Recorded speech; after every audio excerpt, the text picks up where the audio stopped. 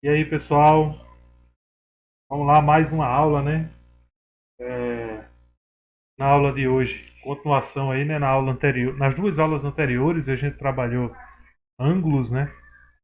E na aula anterior a gente trabalhou os polígonos de forma geral, né? E hoje a gente vai iniciar a parte da geometria plana em que a gente vai estudar separadamente os polígonos, né? Então, primeiramente aí peço desculpa por vocês que eu estou no meu homeschool, né? E no meu homeschool, home studio, né? E aí acaba os sons externos. Minha nenê tá hoje ela amanheceu bem feliz, graças a Deus, está bem animada ali. Então, caso você escute a nenê, os brinquedos dela aí, peço desculpa a vocês aí, mas vamos lá, o que interessa é a nossa aula aí. O que interessa é que vai dar tudo certinho. Estou só fazendo alguns ajustes aqui no som. Peço a vocês aí que aproveitem, deixa o like no vídeo, beleza? Aproveita aí, ajuda o canal, se inscreve no canal, né? Divulga aí, compartilha com teus amigos aí o vídeo para ajudar a galera aí, principalmente no ramo da matemática, poder ajudar o máximo possível aí, né? Comenta também, para dar aquela moral, dar aquele feedback no vídeo, né? Então, faz aí o comentário. Deixa eu só fazer um ajuste aqui e iremos começar agora. Acredito que vocês estão vendo aí já, né? Então, como eu disse, na primeira aula a gente viu o conteúdo de ângulos, né? Na segunda aula a gente, né, trabalhou o conteúdo de polígonos, né? De forma geral. Então a gente viu todos os polígonos, triângulo, quadrado, pentágono, né?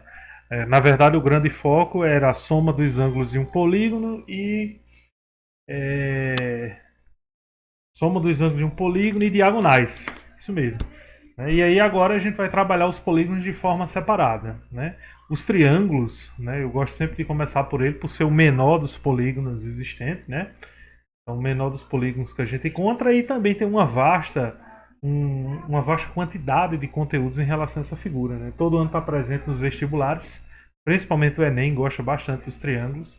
E aí eu dividi essa aula em duas partes, tá bom? Então, nessa semana você está vendo aí a parte um de triângulos. Na próxima semana a gente vai trabalhar a parte 2 dos triângulos, tá bom? Porque os triângulos vai tanto do básico, né, do que envolve a área do triângulo, quanto a parte da trigonometria, né, funções trigonométricas e por aí vai, ok? Lembrando que na descrição desse vídeo vou deixar uma lista de exercício. Você pode aproveitar aqui, ó, tá aqui meu WhatsApp. Então você pode tirar dúvidas aí no meu WhatsApp.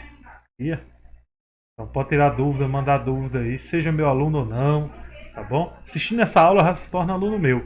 Então você pode ir tirando dúvidas comigo aí pelo WhatsApp, né? E na medida que for surgindo. Na aula anterior de polígonos, passou aí 8 dias aí, ninguém me mandou nenhuma dúvida quanto às questões lá do polígono. Então, na aula de hoje não teremos aquela sessão, aquele momento em que a gente pode resolver e tirar as dúvidas dos alunos, né? Então, quando mandam as questões, eu, além de resolver pelo WhatsApp, eu guardo aquela questão e trago nos vídeos, né?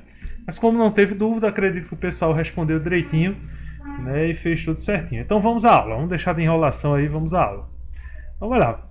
O triângulo, né? Como eu disse, ele é o menor polígono existente que a gente conhece no planeta, né? Ele vai possuir três lados, como a gente está vendo aí, né? Deixa eu botar a caneta aqui, ó. Então ele vai possuir esse lado aqui, esse lado aqui, esse lado aqui. Ele vai possuir ângulo interno e ângulo externo, como a gente viu na aula anterior, lá nos polígonos, né? E ele vai possuir três vértices. Esse vértice daqui está destacado e esse vértice daqui. Beleza? Então ele vai possuir esses vértices aí que a gente está vendo. Beleza? Então esses são os elementos de um triângulo. É bem simples, é bem tranquilo aí. Ok? Então vamos avançar um pouquinho aí para a gente ver. Ó, o foco dessa nossa aula de hoje é identificar as áreas de um triângulo. Então trabalhar as diversas formas que a gente pode encontrar nas áreas de um triângulo. Tá bom? Então vamos lá. Uma das coisas que eu sempre gosto de passar para meus alunos, quando eu estou iniciando o triângulo, é essa parte aí de condição de existência de um triângulo, né? muita gente pergunta, mas professor, isso aí é tão trivial, não sei o que. Raramente a gente vê, já caiu no Enem umas 2, 3 vezes, né? Mas não é uma condição, vamos dizer, que caia constantemente, né? Mas vai que caia, né? Vai que acontece. Mas eu gosto de condição de existência não só pelo fato de cair no triângulo, mas para a pessoa ter noção, né? Às vezes você está trabalhando com um triângulo e o triângulo você roda para lá, roda para cá e não consegue achar relação matemática, não consegue resolver. E aí às vezes é um triângulo que não existe. Tipo, foi dado a você um triângulo na questão e você não está conseguindo aquela questão e começa a dizer na sua cabeça, é porque eu não sei, que eu sou burro, que não sei o que, né? Porque na condição de aluno, eu também sou aluno assim como vocês, né?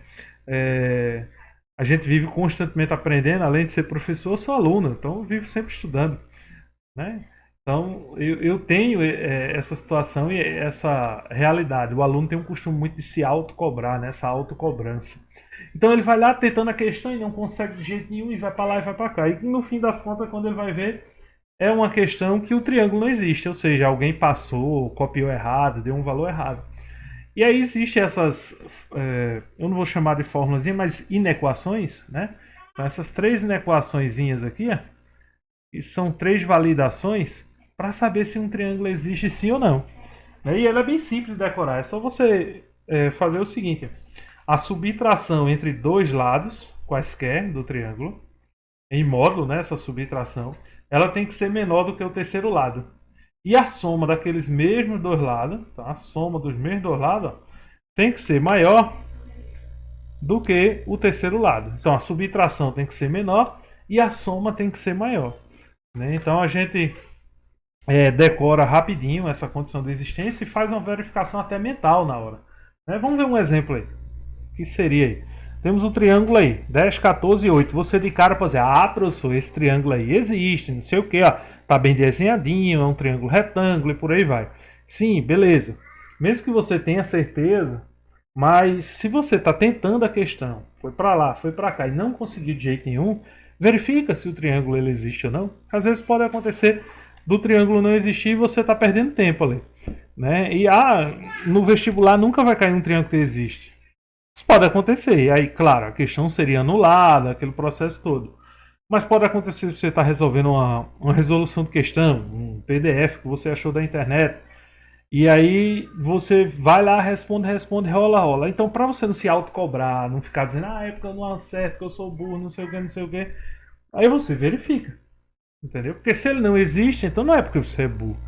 Bem, isso não existe, né? Então vamos lá, qual seria? Eu vou pegar 2 lados aí, então vou comparar com o lado 8. Então a diferença dos dois, então 14 menos 10, tem que ser menor do que o 8, que é menor do que a soma.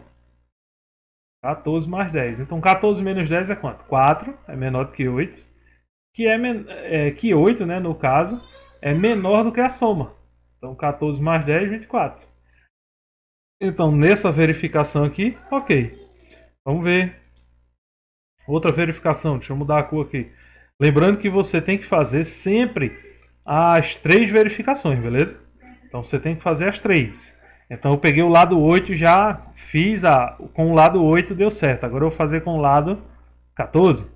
Então vai lá. 10 menos 8 tem que ser menor do que 14. E 14 tem que ser menor do que a soma, 10 mais 8. Quanto é 10 menos 8? 2. Quanto é 10 mais 8? 18. Então veja que aqui também deu o quê? 18 é maior do que 14, que é maior do que 2. Ok? Vamos fazer a terceira e última verificação. E aí a gente tem certeza de que o triângulo existe. Tá bom? Terceira e última verificação. Ok? Terceira e última verificação. Vamos lá. Agora só sobrou um lado aqui. Foi o 10. Comparar com o 10. Então, 14 menos 8 menor do que 10, que é menor do que 14 mais 8. Vamos lá. 14 menos 8. 6. Que é menor do que 10. Onde 10 é menor do que 14 mais 8, que dá quanto? 22. Então deu ok.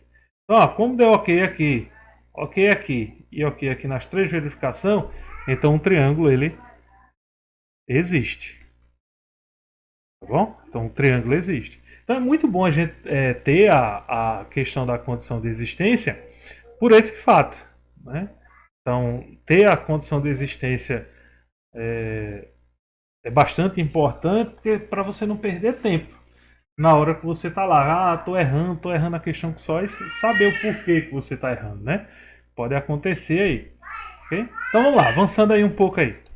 Teorema angular de Tales.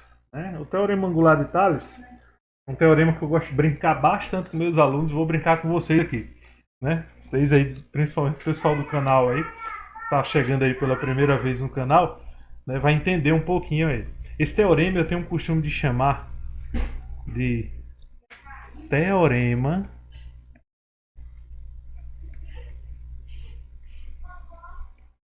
do manhinha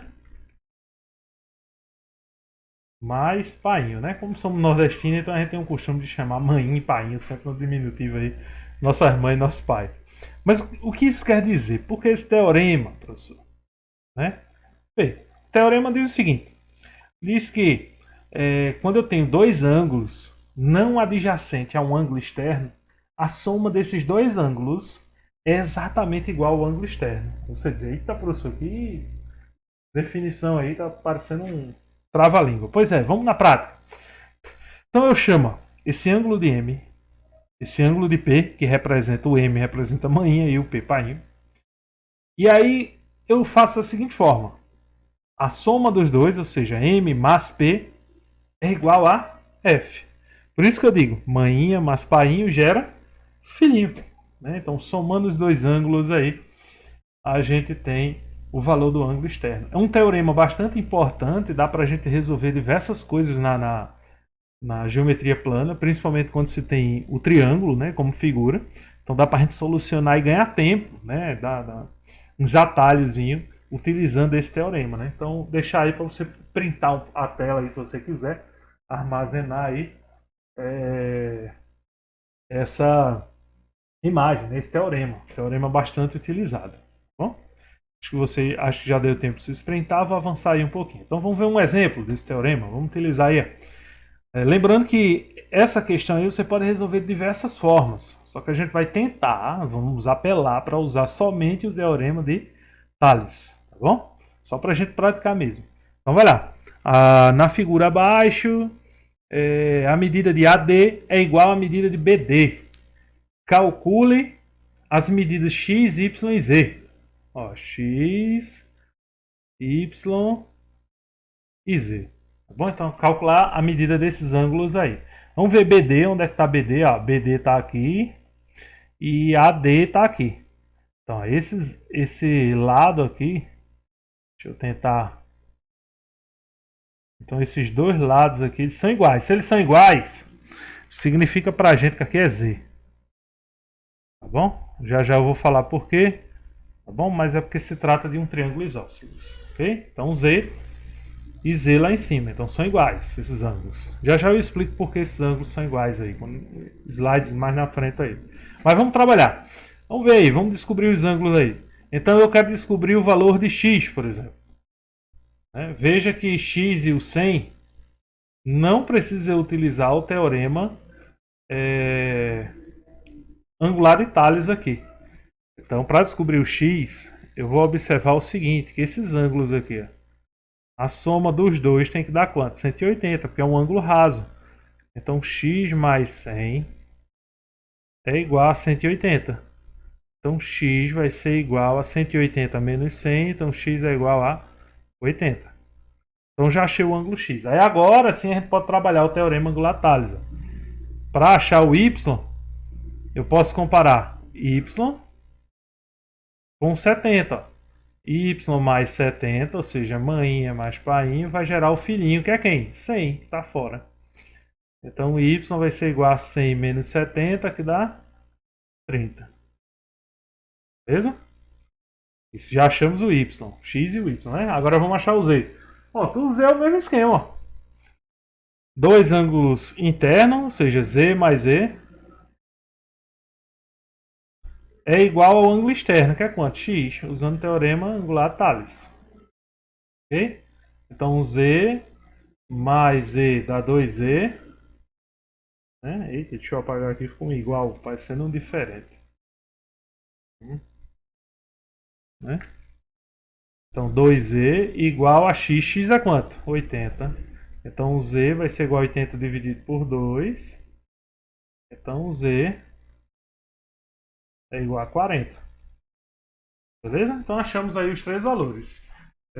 Esqueci de falar antes a vocês, mas para quem está chegando agora, volta ao vídeo antes da solução e pausa, né? Toda vez que eu estiver fazendo uma questão, você pausa o vídeo, tenta fazer a questão e depois você vê a solução. Beleza? Então tá aí. Então são os valores aí de x, y e z. Ok? Vou avançar aí ao próximo. Então vamos classificar os triângulos. Bem rapidinho, né? Uma classificação aos triângulos. Isso vocês viram já no ensino fundamental. Essa parte da geometria plana é bem tranquila. Porque eu chamo de triângulo equilátero. Na aula anterior em polígono eu até comentei sobre o triângulo equilátero, né?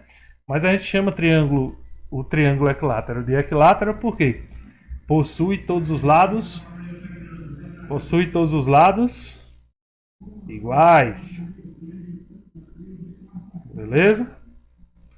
E a gente chama o triângulo escaleno. Então, quanto aos lados, por que a gente chama de triângulo escaleno? Porque todos os lados são diferentes. Todos os lados são diferentes. Né? E triângulo isósceles, porque possui pelo menos dois lados iguais. Né? Outra característica do triângulo isósceles é que os ângulos da base, que são adjacentes aos lados que são iguais, eles também são iguais. Por isso que lá naquele exemplo, deixa eu voltar aqui o exemplo aqui rapidinho. Vou voltar o exemplo aqui. Então, lá nesse exemplo, eu chamei que aqui era Z e aqui Z. Tá bom? Porque esses dois lados aqui eram iguais, então ele é um triângulo isósceles. Beleza? Isso é o motivo. Aí isso a gente ganha tempo bastante com essas ideias, né? Você que está aí do outro lado, principalmente aquele, o professor está falando o básico de imagem de triângulo, não sei o que. Isso é para nível fundamental. Não, galera. O Enem está aí. O Enem, ele tá preso na base. Né? A maioria das questões do Enem, quem soluciona mesmo é a base, é o conceito básico. Então não adianta você saber o nível lá em cima e esquecer disso. Esquecer dessa parte básica da geometria. Né? Vamos avançar aí. Vamos classificar quanto aos ângulos. Porque eu chamo o triângulo de acutângulo. Quando é que eu tenho um triângulo que ele é chamado de acutângulo? Né? Quando ele possui ângulos agudos, ou seja, ângulos diferentes, todos eles diferentes, e menores de 90 graus. Então, quando eu chamo, ou melhor, quando eu tenho esse tipo de triângulo, eu chamo de triângulo acutângulo. Também tem um triângulo obtusângulo, que é quando ele possui um ângulo, apenas um ângulo aqui, ó, maior do que 90, tá bom? Aí muita gente, professor, mas por que somente um ângulo? Porque se eu tivesse dois ângulos maior de 90, eu iria quebrar a regra da soma dos ângulos de um triângulo retângulo, né? Ou de um triângulo. A soma dos ângulos de um triângulo, ela é sempre 180 graus. Então, se eu tivesse dois ângulos maior do que 90, veja que passa de 180. Isso não é possível. Ok? O triângulo também deixaria de existir. Triângulo retângulo, a maioria conhece, principalmente na trigonometria. A gente vai estudar bastante o triângulo retângulo, né? Ele é chamado de retângulo porque ele possui um único ângulo reto, maior ou igual a 90 graus. Um único ângulo reto. Mesmo esquema, ó. Se eu tivesse dois ângulos retos, então iria passar a soma. Ou seja, eu ia ter uma quebra de regra quanto à existência do triângulo. Beleza? Vamos lá. As coisinhas boas aí que eu coloquei. Isso aí vai ser bem rápido, não vou prender muito meu tempo aí, porque quando for na parte 2 a gente entende melhor sobre essa situação. Mas o triângulo ele possui algumas particularidades, alguns pontos notáveis, né, que a gente pode se dizer. Né? São quatro pontos notáveis e vai possuir também as suas sevianas. Né? O que são sevianas? Né? São segmentos que têm, vamos dizer, como extremidade sempre um vértice, né, do triângulo. E ele vai tocar em alguma coisa lá no outro lado. Então são segmentos de reta que vai sair sempre do vértice. né? Com a diferença, eu não vou dizer sempre do vértice, que a gente tem exceção, com exceção da mediatriz, né? Que não vai sair do vértice. Né? A mediatriz ela sai dos pontos médios do triângulo. É a única exceção à regra. Mas, por exemplo, a mediana, como vocês estão vendo aí, é o segmento que tem como extremidade o vértice de um triângulo e o ponto médio do lado oposto a esse vértice. E o ponto notável, ou seja, o ponto de encontro das três medianas, é o baricentro, como vocês estão vendo aqui na figura aqui. Ó. Vou até marcar aqui com um pontinho, o baricentro. Né? E o baricentro ele sempre vai cortar esse segmento nessa proporção. De x para 2x, ou seja, o pedacinho menor é x, o pedacinho maior é 2x. Bom, então o baricentro sempre divide essa proporção. Temos aí o incentro, que é formado pelo encontro das bissetrizes, e temos aqui o ortocentro, que é formado pelo encontro das alturas, né? Então, o triângulo a gente sabe que ela vai possuir 3 alturas. Né? E aí o encontro dessas 3 alturas do triângulo, a gente tem o ortocentro. Uma vantagem, deixa eu ver se aqui no cantinho dá para fazer, para você ver, mas um detalhe interessante é que toda vez que a gente tiver um triângulo, né, meu desenho aqui não ficou muito bom, mas dá para você entender, a altura sempre vai tocar na base do triângulo com um ângulo de 90 graus. Sempre um ângulo reto, beleza? Então é uma particularidade bacana da altura, beleza? Então sempre vai ter um ângulo reto. E a mediatriz, que são os segmentos de reta que passa pelo ponto médio do triângulo, então vão passar no ponto médio, vão formar o que a gente chama de circuncentro, tá bom?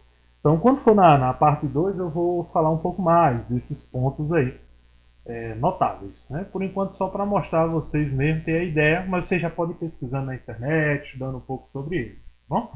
Existem vários outros vídeos aí na internet e vários outros colegas falando sobre cada ponto notável desse aí. Okay? Vamos lá, vamos ver aí o grande foco, né, da nossa aula. Aí. Áreas do triângulo. As áreas do triângulo, há um bom tempo, elas ficaram presas a essas duas fórmulas aí que a gente conhece. É o tradicional. Né? Calcular a área de um triângulo qualquer, pegar a base, multiplicar pela altura e dividir por 2. Isso é o tradicional. Serve para qualquer triângulo. E a do triângulo equilátero, né? Diz aí, L ao quadrado, raiz de 3 sobre 4. E eu posso obter a altura do triângulo equilátero utilizando a formulazinha L, raiz de 3 sobre 2. Então, a sociedade, de forma geral, os alunos ficaram presos a essa fórmula aí por muito tempo. Né? Só que aí foi passando o tempo, a matemática foi se modernizando e vários outros matemáticos desenvolveram, né, novas fórmulas e novas formas de resolver a área de um triângulo. Uma delas é essa aqui. Então, professor, quer dizer que a gente vai esquecer essas formas? Não, de hipótese alguma. Isso aqui, eu vou até marcar aqui. Importante. Tá bom? Isso é importante. Nada de esquecer isso aí. Okay? Então, jamais esquecer. O que a gente vai ver é novo conhecimento. Então, você vai adicionar novas formas. Né? Para quem já conhece, ótimo. A primeira forma seria o seguinte. Baseada no semiperímetro de um triângulo. Professor, o que é semiperímetro? O perímetro é a soma dos lados. Bom, então, perímetro, a gente viu na aula passada. Perímetro é igual a soma dos lados.